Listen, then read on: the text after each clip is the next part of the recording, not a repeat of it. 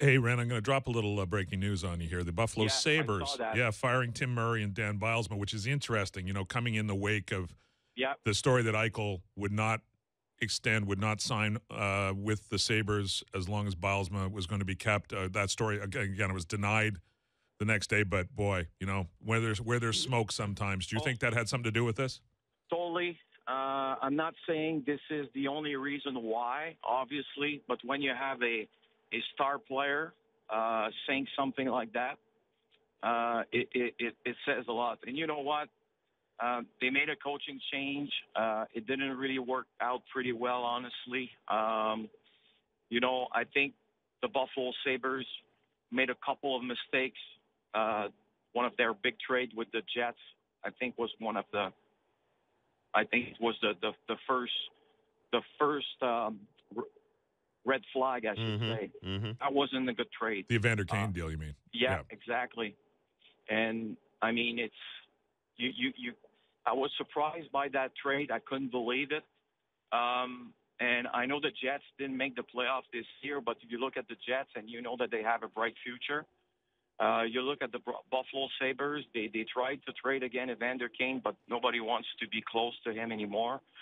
So it's I think that's the result of a couple of bad trades and obviously a coach that was not on the same side of his best player. And I mean, it's kind of shocking that it happened. I'm not going to use the word so quickly because, I mean, we're already two weeks after the end of the season.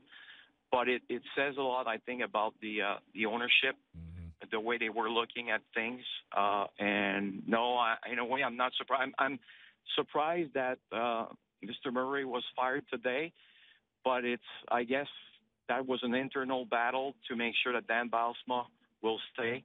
And I'm pretty sure Tim Murray tried hard to keep him. And at the end of the day, management said, you know what, if we can't not fire our head coach, we're going to fire you both. And I think it's exactly what happened there. And it's interesting because the statement the Sabres sent out is from Terry Pegula. And Terry Pegula is making himself available to the media on Friday, April 21st at 10 a.m.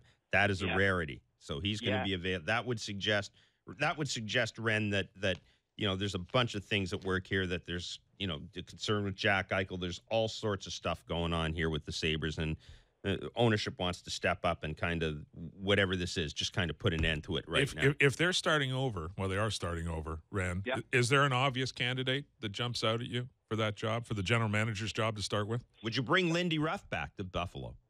That's a great question. I know the owner of the Sabres love Lindy Ruff, like really, really, really likes him.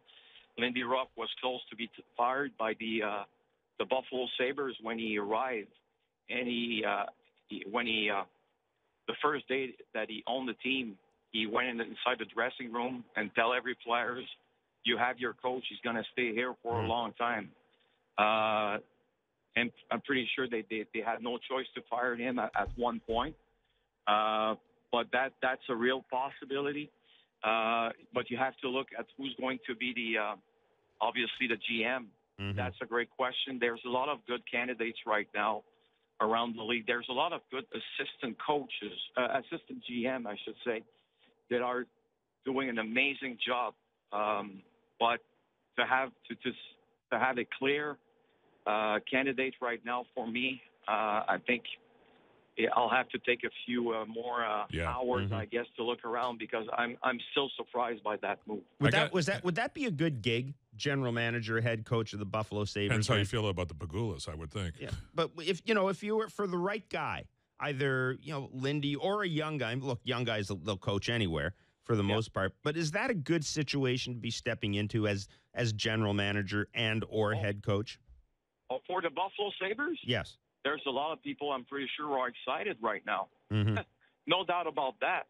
This is a group that needs to change a little, and I don't want to throw anybody under the bus, but there's some players who are getting older, and they're not as fast as the league is supposed to be.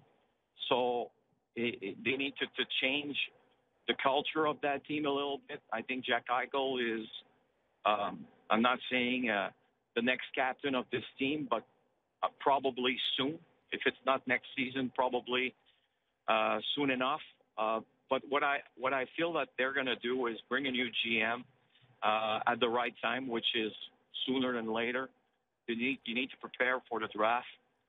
You need to find a new coach, but I'm convinced that there'll be a lot of people excited to be a candidate for first of all the GM position, and after that for the coach position, because they have a lot of young players that are going in the right direction.